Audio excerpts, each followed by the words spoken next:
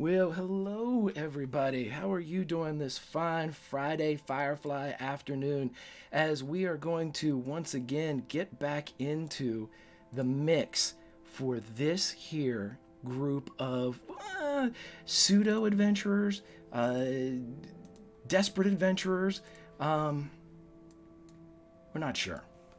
But what life really boils down to, whether it be here on the earth that was or is, or the verse entire, is decisions.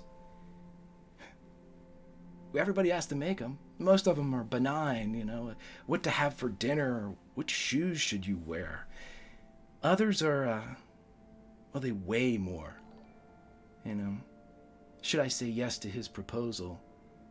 Brown or purple? And a few decisions, they can change your life or they can end it.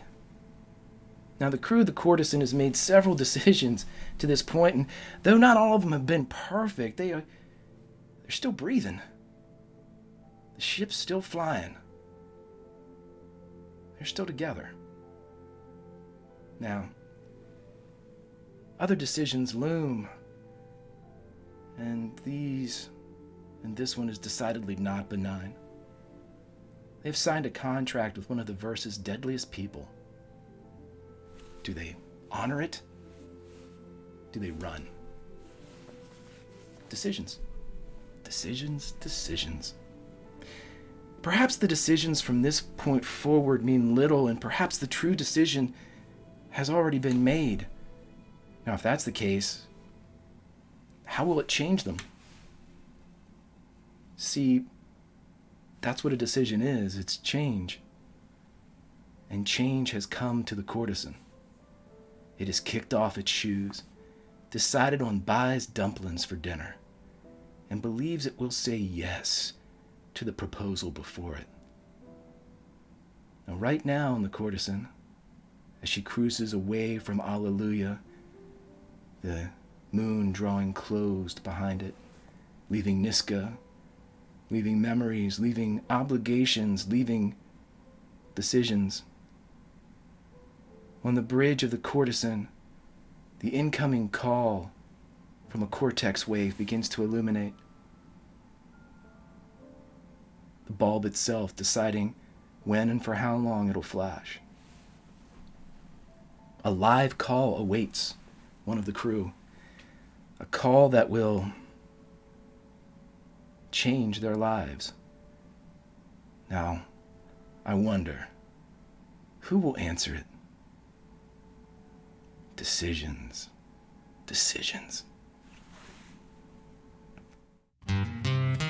Take my love, take my life, take me where I cannot stand. I don't care, I'm still free.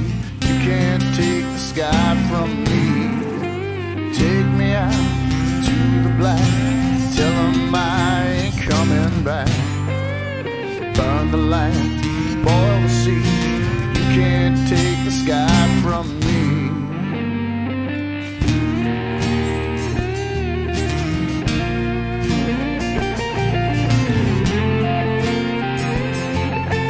There's no place I can be since I found serenity, and you can't take the sky from me.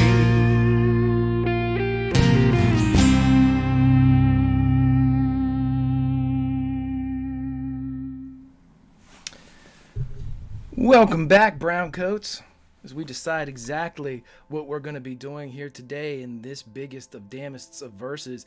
And just to let everybody know, the recent update has, believe it or not, caused your dear keeper, your dear GM here, all sorts of problems, as he's trying to decide whether or not, A, his lovely players can be heard by you, and B, whether or not you can hear the lovely sound. So despite there not being any changes made to the sound, I am now going to ask the first of our crew if they can be heard. So I'm going to drop down to Eric and say, Eric, how are you doing today? And wonder if anybody can hear you. Hey, Grimjack. Hi, Void that I'm speaking into. Let's see. Can people hear me? I'm going to assume they do, ostensibly so. Hey, I'm doing well. It's Friday. And, the great prophet said, you got to get down on Friday. So I'm ready to get down in Space Town with my crew. It's my favorite part of the week, is hanging out with y'all and playing by McDonald, the cook and moral heart maybe of the ship. We'll see. Perfect, perfect. And because that was beautiful, Eric, they heard it. It went through the verse, through the black, and reached the ears of our listeners on the earth that was. Awesome, awesome. And with that perfection, we head over to the other perfect cast members that I have with me. Let's go to Laurelania. How are you doing today, Captain? I am doing fantastic. I am super excited because I get to see Leflo Lindy soon. We're gonna go to GexCon. We're gonna get hugs and play D&D. It's like dice, and there's lots of great stuff coming up. But I won't bog you down with that because I'm really excited to play Firefly and hopefully not die. We'll see. Awesome, awesome. Not dying is a good thing. It is something to really strive forth. Thank you very much for the follow, my buddy. As let's jump across the other way and we'll corkscrew it a bit as we talk to Encounter Josh. Encounter Josh, how are you doing today, my friend? Myself, I'm fantastic. I am looking forward to also not dying. I think it's sort of a group thing that we're all trying to participate in, lack of death. And if not, we can always fly away, right? Greg, we can always just fly away. Tell me, because I'm the pilot, and I really would love to hear you say that.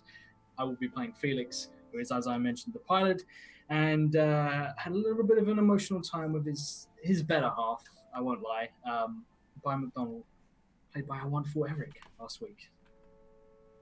Fantastic, fantastic. And I must admit, anytime you say there was an emotional moment between Bai and Felix, I try to think when there wasn't an emotional moment between Bai and Felix, and at this point, I'm pretty sure that they're fantastic, but when you're cranking up the emotion level, look no further. And when you demand emotional excellence, look no further than Bai and Felix. As we jump north to the man who apparently was on multiple cameras at some point, Dr. Rutherford, how are you doing, my friend?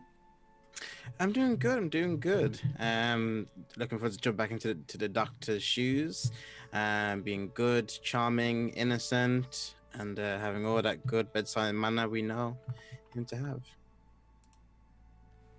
have. Okay, yeah, sure, we'll go with that. And then let's jump over to Lindy. Lindy, how are you doing today, and who will you be playing for us?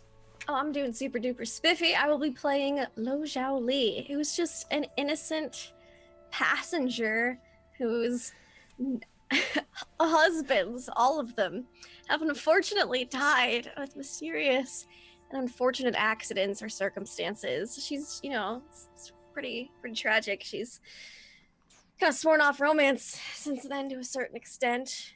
I mean, you can never really swear it off completely. You just get bored. So she's, got a nice little protege on board, Elizabeth, where she's going to teach all her sweet, kind, and loving ways, too, and it's going to be awesome. Okay, so I we're in this pretty much now, everybody. We're in the season, and the thoughts that we're still going to go through this dance, it's fine. I mean, we can do that. We can just tell everybody that the doctor's perfectly normal, that Lo Zhao Li is perfect, that there isn't an emotional moment between. Fine, Harriet, you're the only one I trust. All right, let us go ahead, and as we are zipping through the black, here is how I am going to bring everyone up to speed from both the chat and my players' perspective. Last week, we had the absolute misfortune for the players of having one Adelaide Niska with us here on the show, played by Grant Ellis. It is up on YouTube. Go see it. Grant is as creepy as you would expect Niska to be translated into an actual play. Perfect rendition. My man nailed it. And so what he was told at that time, there was a proposition made towards the crew. It was this: they were to go to the moon, the penal colony on Crane, known as the Andersonville prison. There, they were to pick up POWs that had been misplaced by the Alliance, erroneously labeled as killed in action. No, they were jailed without any type of trial. They were held without any type of legal binding. and they were kept in a hellish place. A video had leaked out earlier in the season that showed these men and women being mistreated. It labeled them, it identified them. It was very clear that they were not dead, but they sort of looked like they were in hell. It was also this video that was acquired, for lack of a better word, by one Bugger Jones. Bugger Jones, who seems to have worked with just about every piece of organized crime in the verse, including Niska, reports to a higher power, one Mr. Universe. And upon acquiring this video, or this vid, from the crew of the Courtesan, he presumably presented it to his Lord and Savior, Mr. Universe, probably to bring it to the verse. We're not sure about that. What we are sure is that Adelaide Niska needs the Courtesan. Why? Because he used to own the Courtesan. He's not laying legal rights to it or claiming that he currently owns it. He needs people to fly it because it is very, very hard to track. He needs them to take it to Crane Penal Colony at Andersonville Prison. He needs them to land. He needs them to pick up these POWs, and he needs them to bring them to him. It's a cover-up. A very, very important one. And now what the crew does not know is that Niska gave them the following orders. They were to go to Londinium. There they would meet a Lord Byron. Lord Byron, who works for Parliament, also is in control of access to Crane Penal Moon at Andersonville Prison. Lord Byron is one of the youngest members of Parliament. Lord Byron is a psychopath. He loves the ladies and the men. He loves them to death. But he's also rich, as Niska has explained. And because of his position, his power, and his money, he has achieved what everyone currently needs, the ability to access Andersonville Prison. So you are to go to Londinium. You are to meet with Lord Byron in his interesting,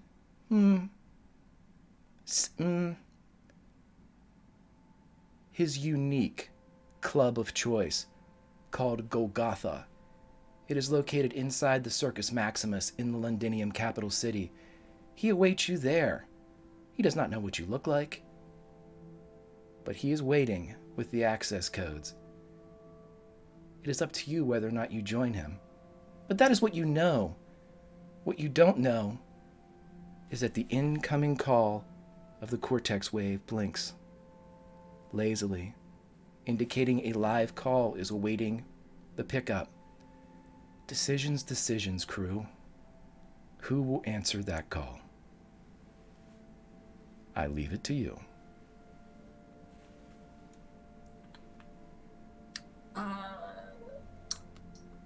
I look, I presume the captain is around.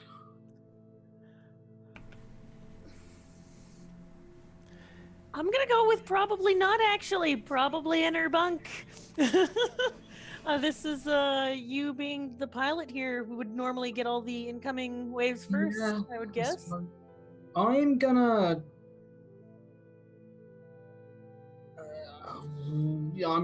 I pick up and come across as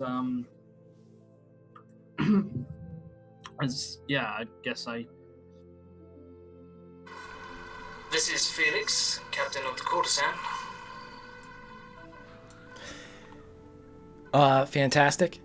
And as you engage the Cortex call, Felix, you can probably recognize this more than anybody else, but the Cortex call has beside it a relay, and that relay says that this signal is coming in from a great distance. Oh, it does still say Conan, and it should have updated, but it doesn't. This is totally Conan in space. What are you talking about? Right. Space Okay, Conan!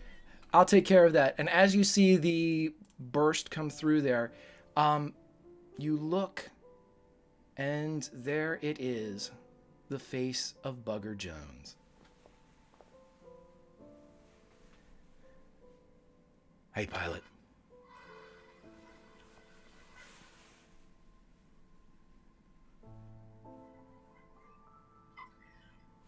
I wasn't expecting to be hearing from you. I wasn't really expecting the call, but here I am.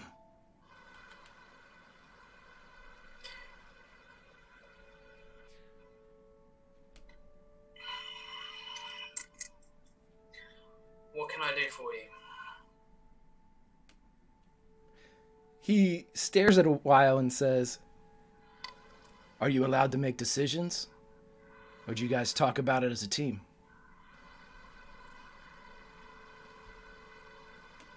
It depends if you're asking me what I want for lunch or where the ship is going to be headed. It's whether or not you want to work for Niska or run.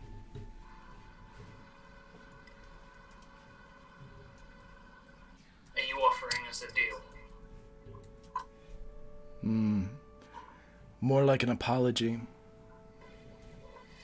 Well, it wasn't just me you pissed off on this ship, so maybe you should be apologizing to the whole crew. Stand by. All right. And I will rouse the crew. I will come out of my bunk and start heading up to the bridge. The doctor gets up from his workstation and his hands are dirty from the various things he's been making. And he just comes as he's trying to clean them off. Xiaoli would have come up from her reading. She was doing some legalese investigation on, legal matters on that trade blockade going on her moon. So Yeah, it's not great. It seems, and I'll give you this little bit of information since this was from a couple episodes ago. Lo Xiaoli would find out that the money is not flowing from the moon. The last of the residual pays have come through, and nothing is being generated on your moon. gotta stop this stupid trade embargo. So yeah, I should just be looking in to see if there's any loopholes. She's just reading law books right now. It's real boring. But she'd come up as a welcome reprieve from law books. Okay, where is Elizabeth? Does anybody have her, or is she by herself? I like to think Elizabeth was reading with this in the same room as Xiaoli. Just different book matter. I don't know. What do 9-year-olds do on a spaceship when they're brilliant genius minds? Well, Captain, I'm 12. 12. So, 12. 12 and a half. Right. Always the half with the teenagers. Right. Preteens. Yeah, we'll see that she was reading with you, and she does always now carry her copy of A Princess of Mars, despite what she's actually reading.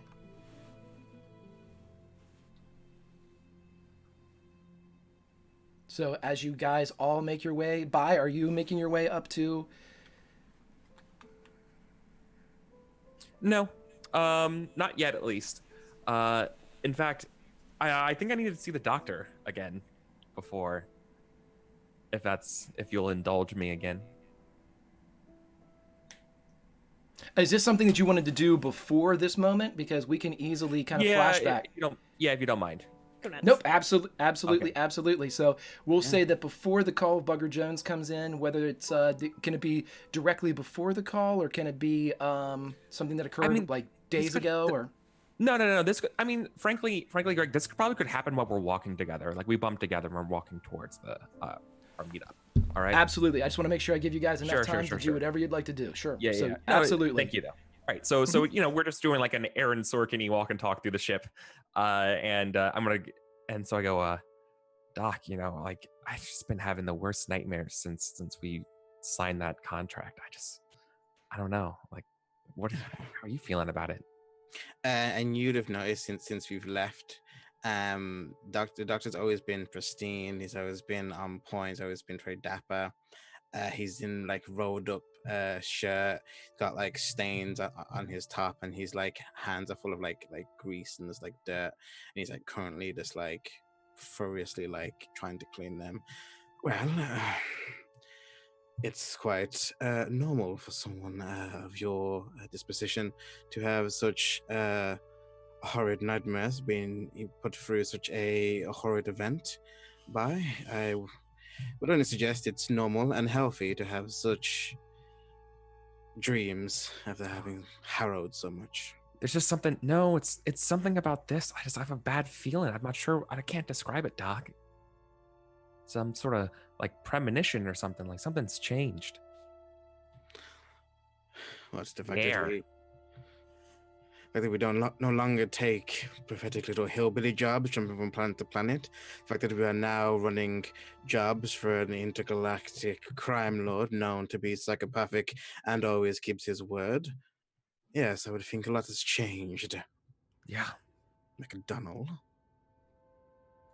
Right. I could sense your tension. Like, oof. Yeah. All right. Got a little bit of a bite there, Doc. And then we show up. Now, why have you gathered us all here, Felix? I was having a nice nap. I gestured to like I would have made sure like I've muted comms on the bridge, so I'm not like he's on hold. I'm playing him like I'm just playing him. Going on in space. Yeah, It's, yeah. I'm you guys sorry. you guys would see the bugger has like earbuds in and he's listening to something as he's waiting for you, just like. Oh, you have got to be kidding me! Is that some space trash you picked up on the way? We're talking space trash now. Look, I just had a burst word from him saying that he felt terrible about the way things went down and wanted to help us out of our predicament as a way of an apology. And what predicament is that? Is that the predicament where we all get paid lots of money? It's the predicament of having to work for Niska. Now, y'all have made this incredibly apparent that Niska is one not to be trifled with. I have spent the past X amount of time since we've been flying in my bunk wondering what is going to be best for the survival of this crew. And I do think that not pissing off Niska currently, I look around to everybody in the brig, is the vote that we're going with to do the job and then make off like bandits. Yes. Doing the job, and after Getting giving paid? my signature, Yeah. I'd really want to renege on a deal. It's After- legally binding. Yes. I have to give an ample time for opportunities, Mr. Felix. Felix turns and looks at Harriet and says, "It's up to you. Personally, I have no desire to piss him off, but I also don't want to be working for him. But Well, I mean, it's always best to have all the information. Let's just hear him out. Does that sound good with everyone? We just hear him out, see what he has to say. I mean, we can listen to offers and not accept them. You're the captain. All right, guys, let's. Hello, Bugger, honey. How are you doing? I'm okay. How are you guys doing? Oh, you know, been around here and there. I heard, and I got some information for you. It's not good, but I owe it to you all, so. Yes, take it you for what do. will. Considering your agreement for us was to not be found by the person who found us in the place we were going. He knew where you were going already. You just got to the end of the rope. That's the thing, he doesn't know where you are now. But here's what's gonna happen. He had you get the men out of Andersonville, right? I look around, everybody else. All right. We'll assume that's a yes. Yes, he wanted to use you guys to get him out of Andersonville. Here's the problem. In 10 days' time, Universe is going to upload that video to the Cortex. That just lets me know that I have a time limit on getting paid. You all have to go to Londinium first, don't you? That is correct. You want us to stall? If you do, there's no way you're going to land on Andersonville. It's going to be flooded. The war's over. It's never going to start again, but there are elements in play that current administration doesn't want to come to the surface. Andersonville is filled with many horrors. You can run. Niska can't find you in your boat. Now, I'm not going to lie, every time you land, he's going to be able to... He has eyes everywhere, but he's old. If you hide long enough, he'll be dead soon. See, here's the problem. There is one of us aboard this ship that is very, very young, and he put her name to paper. As much as I'm wanting to do this for you, it's now she's involved too. There just ain't no way I can see us getting out of this. Let me ask you something else. Do any of you know anything about the Allied Operative Program?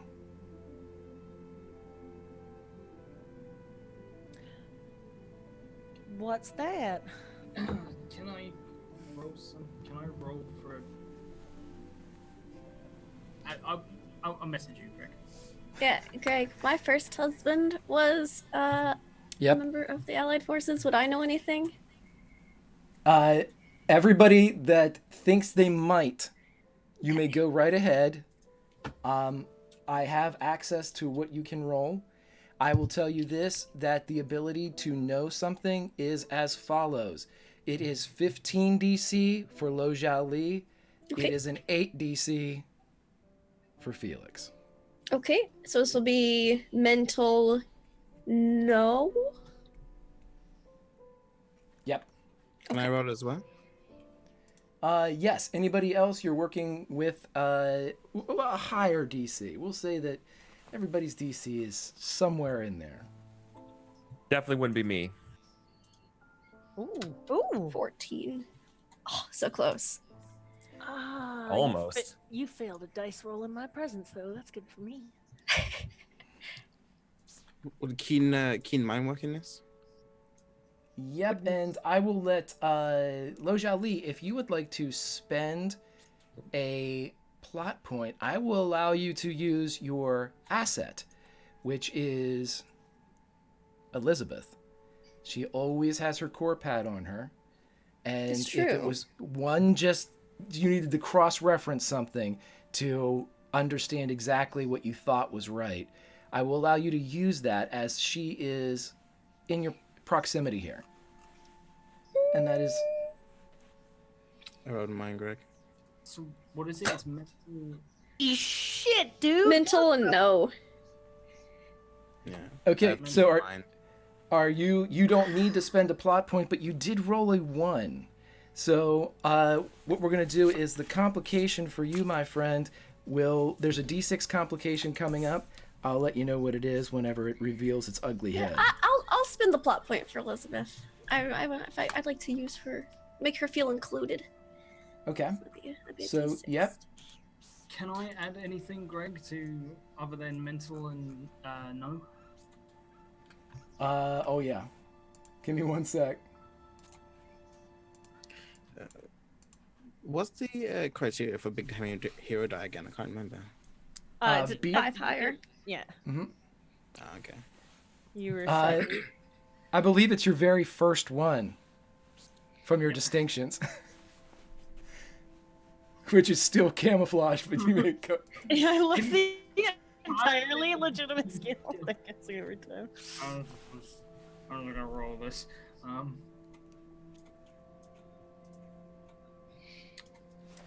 Okay, so you succeed, and you do so and earn yourself a big damn hero die, as you know the following. And as things are kind of waiting for you to come to these realizations, Bugger begins, but for many of you, or for Josh at least, for Felix, you know a little bit more than what is being led on. Lo Jiali, you know the ins and outs of this with Elizabeth's help, in that you know what was kind of gleaned to higher ranking people, not directly Colonel War and associated. Peace. Correct. My first husband. Right.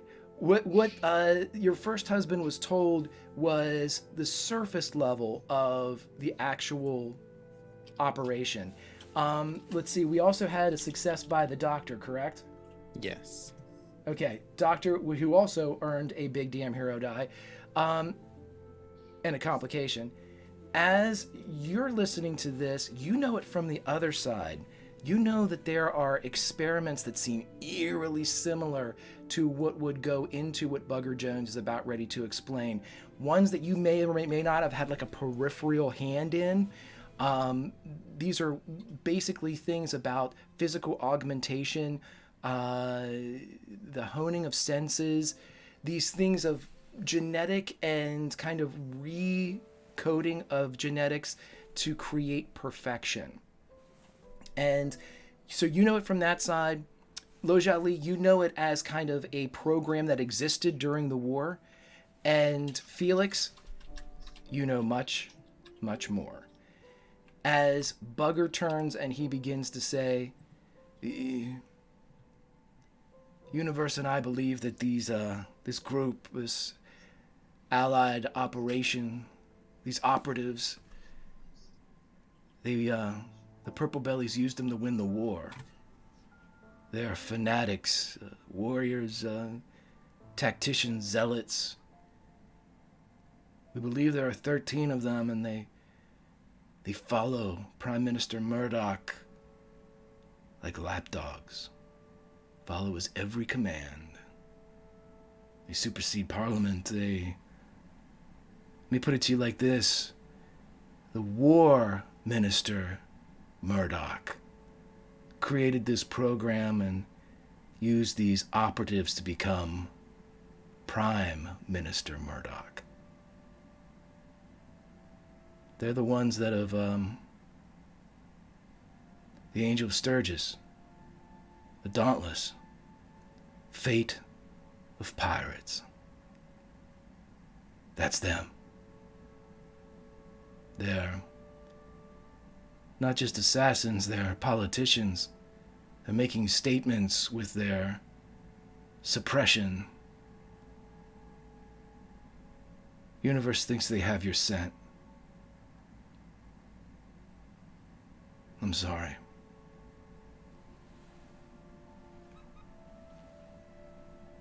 Why?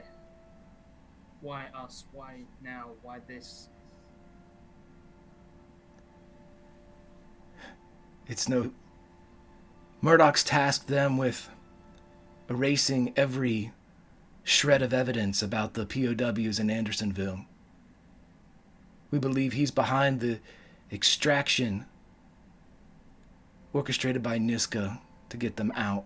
He can't do it himself. He can't send them himself to do it, but once it's done, kill the architects so no one can have the same palace you do.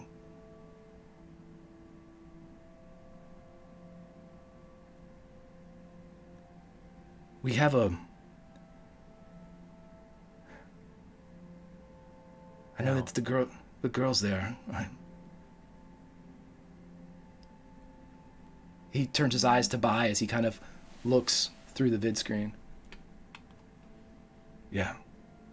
I'm not a clever one like yourself, but doesn't that mean that we will also be on the chopping block as a loose end? That's exactly what it means. Great. Cool. Wonderful. Look at Felix. Great. Perfect. I'm fine. You're fine too, right, Felix? Yep. Yeah. Sure. It's like just nervously Kind of Listen. look over to Bai, like my mouth opens and closes a few times, like I want to say something comforting, but there's just nothing that comes out. We really stepped into this time, didn't we, fellas? What are you offering, Mr. Jones?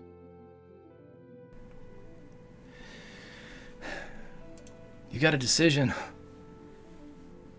If you do what Niska wants, he won't come for you. He's got a reputation. If you do to the letter what he wants, he won't come for you. But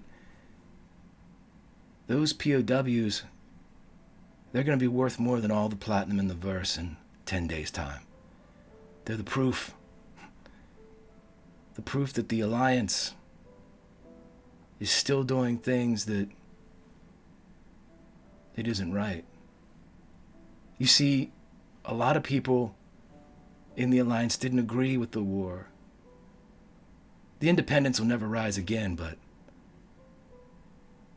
Universe hopes that they'll crack from within. The Alliance. The ones that don't agree. Oh.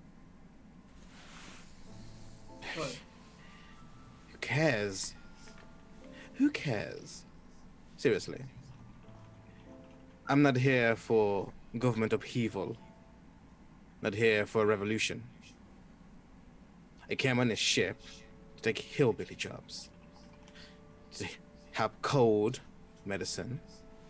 Maybe help some animals. Fix up a few scrapes, a few bullet holes. Now this. And I kind of say this to everyone. If we just do the job, this guy's never got on us, and we can just forget about this. Continue on, go our separate ways.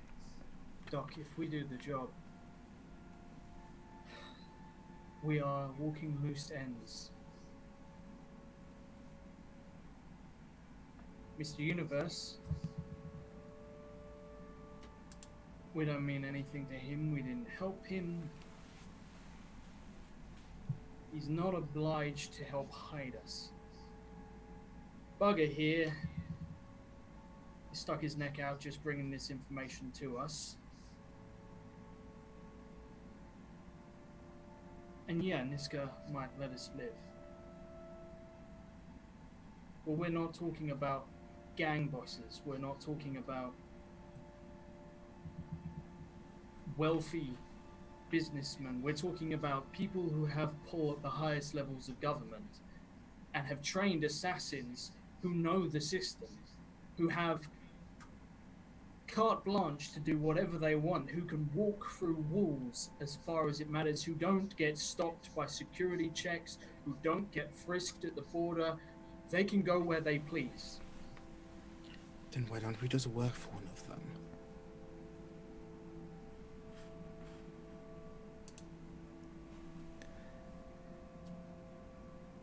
I have a suggestion, Bugger says from the console.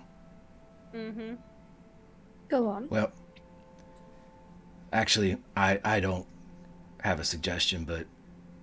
And he steps aside, and you see, if the camera was not adjusted, a much smaller, younger, curly-haired man steps forward and says, you could, Lord Byron, the one that works with the Parliament, he has the access codes to Andersonville. He's got a lot more. Bring him to me. And who the hell are you? Oh, me? He looks over and you can tell he's laughing at Bugger. I'm Mr. Universe.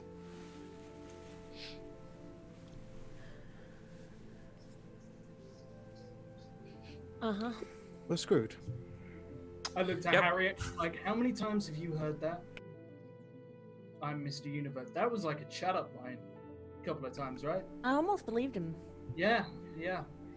I look back to the guy, I'm like, so you're Mr. Universe, the Mr. Universe, man of legend and everything like that. Got any what am I looking for? Oh, proof. That's what I'm looking for of any Yeah. kind. Proof's in the pudding, as they say. I remember pudding. We both fondly just like, remember food? Food. I look at Bai. I'm like, Bai.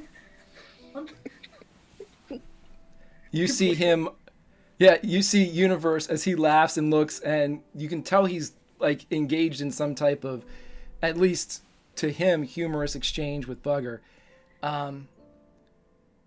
He looks around and is the little one here? The Elizabeth girl? is right here, I say, kind of hoisting her up and putting her maybe on Felix's lap or something. Elizabeth, say hi. Hi. Hey, there you are. Hey, do you have your core pad with you? Oh wait, I know you do. Show it to the captain or the pilot or Bai in the background there, Dr. Rutherford or Miss Lojali. Dr. Rutherford, actually, I believe. I kind of step aside so that you can stand, like kind of do the shimmy around so that you can stand next to you, because you're the techie. Harriet's not with any of this. You hear from the vid screen, Dr. Rutherford, are you the only one that can see the screen right now? Yes. Hold on. Yes. Okie dokie, and I'm going to send you what you see in chat.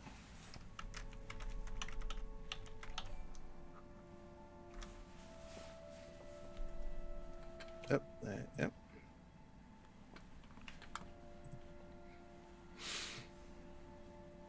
Did you get that? What's your point? Mr. Universe. Pro's eye twitched. I'm very... It was just for a second, but I watched his right eye twitch, and I'm like, oh, we're in trouble. He's legitimate. I can attest to that. And I take it off the screen, like tap for us, like Snaps.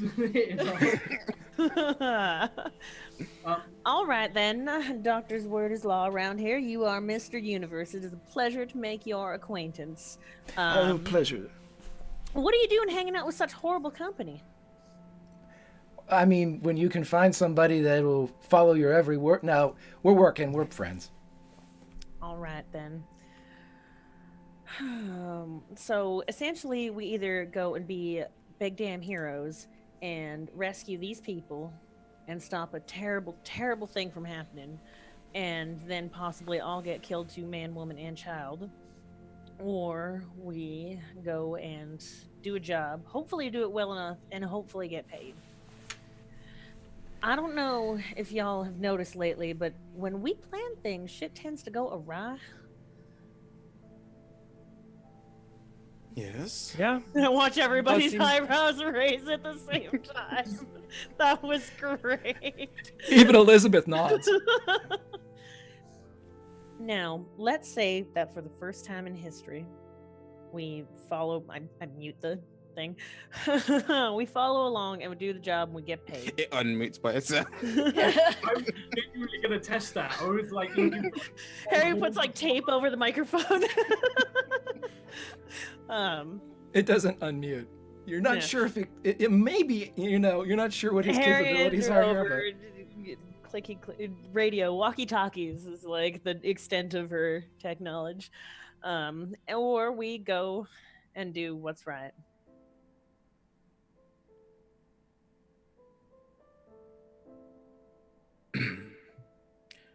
I would Okay. suggest. Yeah, go on. Go on by. Or was it okay? All right.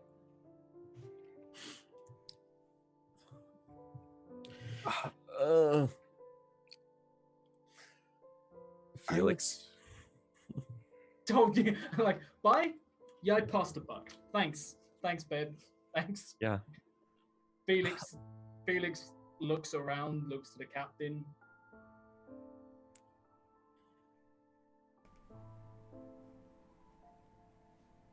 I think that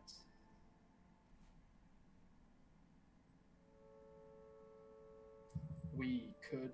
Why don't we do both? Why is both not an option on the table here? Why can't we do the job and also do the job? You hear from the Harriet. You hear from the core pad.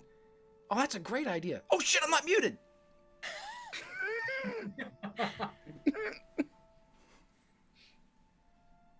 10 days. Harriet starts pacing back and forth. 10 days. 10 days. 10 days is a lot of time. Plus travel. How fast can you make this thing fly? I can make 10 days work. I think we're going to go with the option of both. Okay. Captain, as much as I am on board for the idea of getting paid for doing the right thing for once, here's the dilemma that I see immediately. Both of them want these prisoners. How do we get them in the same place at the same time? Well, do they need to be all together? Do we need to have all 13? Can we split it like a baker's dozen? I They say, want- looking at by. Wait, they want the prisoners, right? If we deliver them to the right place, why don't we let them fight out? Whoever gets them, gets them. As long as we deliver them to the right place, that was our job, right? Deliver them alive, not keep them. There's every chance that they will just tear us to shreds in the crop. We're talking about people who have fleets on their side versus someone who has a web browser on his side. But that's what makes this interesting, is that we are one ship versus a fleet, and if we could just get in and get out like thread through a needle. What is better than one payday, 2 paydays? We get the people to the right spot. I say, pointing at Doc. Yes. We get stuff to Niska. We've been. I look to Loja Ali. I'm assuming, since you've been spending so much time with your nose in them law books, that you could look over the contract and make sure that everything is up to par. The Okay. contract is fairly straightforward. It is to the point. Nishka likes things that way. If this was just Nishka, I'd be all on board. Then why don't we try and maybe look for some outside help? Find 3 guns. He gave us some help in the past. Why does this have to be just us? Why can't we bring people on board with the promise of payment? As long as we do it right, everybody's getting paid.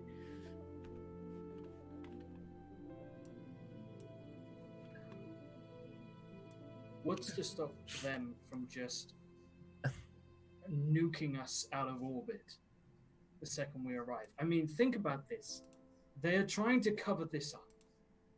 They said that they're not all that fussed with how the prisoners arrive. What if they just want them gone and need to make sure that they can confirm that they're dead? What's to stop them from turning up? Maybe Nishka doesn't.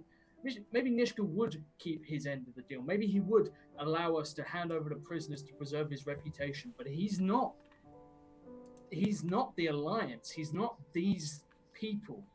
He's not operators. Operators are a whole nother ballgame that they don't leave witnesses.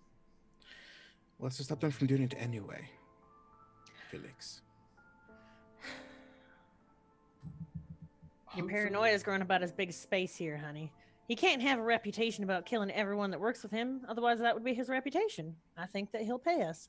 As long as we don't need all 13 bodies there. I think we deliver all of them to one place while feeding the information that where they're going to be to the opposite side. Once they're delivered, we leave, and whoever gets them, gets them. We went to told to secure them, just deliver. You hear from the And core that way, pad. no matter what, we're getting paid from at least one person. You hear from the core pad. I could definitely feed the information. Well, all right then. All in favor of both. Really? Really, guys? You already know I'm on board. I'm not going to raise my hand. Leave me hanging, Doc. Thanks. Bye, Razorhand. Sure. Let's do both. Worst case scenario, we're dead anyways. All in favor of helping Nishka? All in favor of doing the right thing? Where's Elizabeth's hand in all of this? She is looking from all of you to see where you raise your hands. And each time somebody raises their hand, she kind of half does it as she agrees with each one of you on different points. And it's almost like she wants to offer support to everybody. The Dr. Felix, Lo Zhao Li, Harriet, Bai.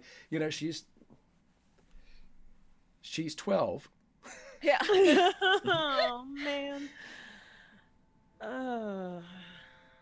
Miss Lao Xiaoli, you did not express interest one way, the other, or the third option. Might I ask if you have perhaps a fourth idea? One that does not involve Bugger Jones, preferably? I look at her and I'm like, did you freshen up your makeup?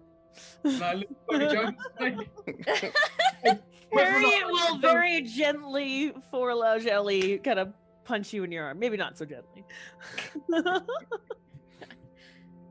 I have to always look on point. One never knows. I'm in favor of not becoming an enemy of Mr. Universe. Nishka is old. That is a good point.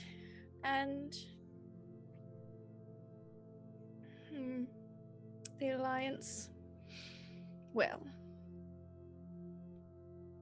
they're always out there. I would be open to trying the option of both, so as to make as few of enemies as possible. Well, brings a whole new meaning to get rich or die trying. All right. Both. Let's get that course plotted out, unless you already have one for us, Mr. Universe.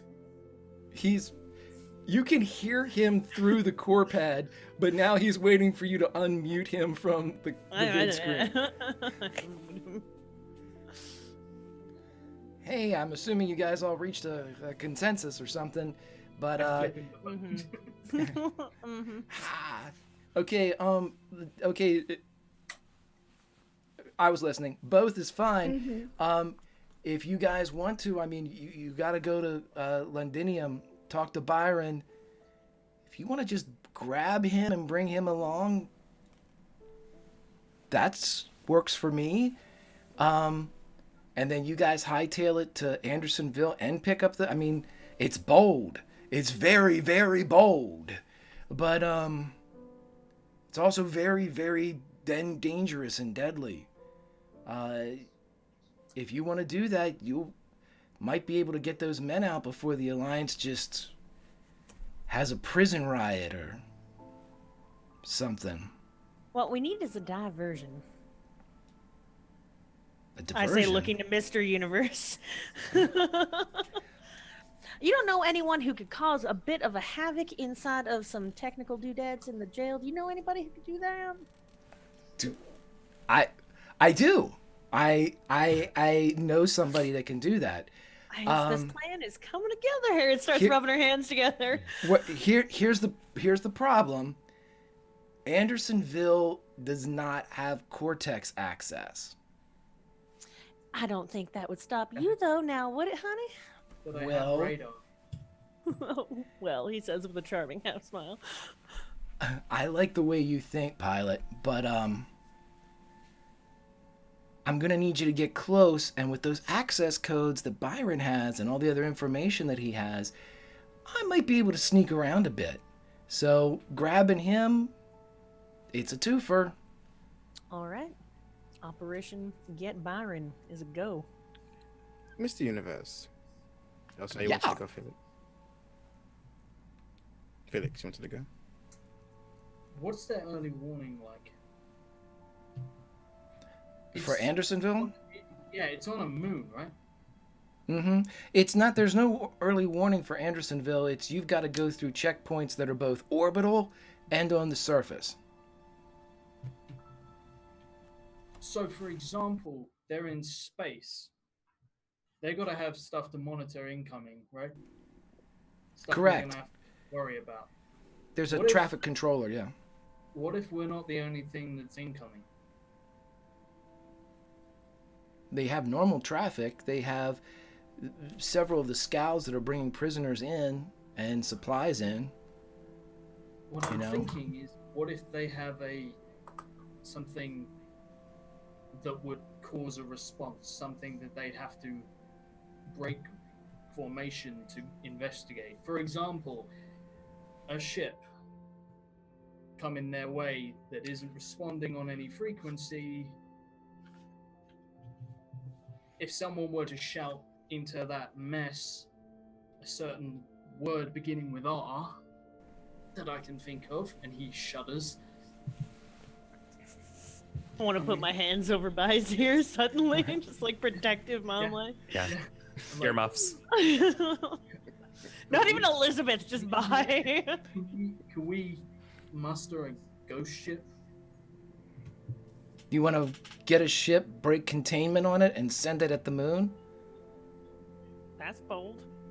They'd have to, I mean, the way Felix is thinking of it is like, yeah, they're gonna we're gonna have checks and stuff will be happening. But for example, if we just get the biggest wreck that we can find, like maybe even legit a wreck, and just get it, because all we got to do is push it in that direction, and then as long as nothing else acts on it, it will float in that direction.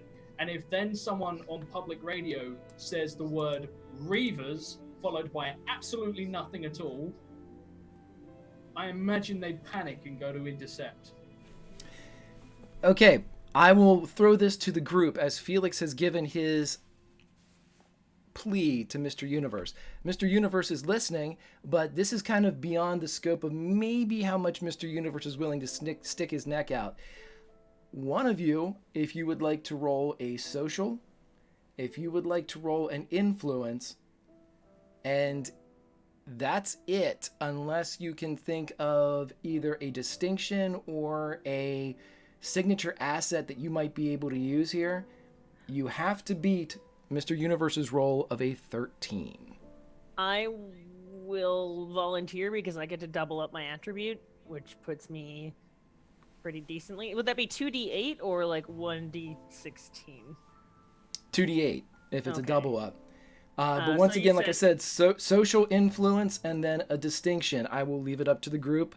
Whoever speaks next will be the one to either successfully or unsuccessfully influence the Mr. Universe. I'm gonna do it.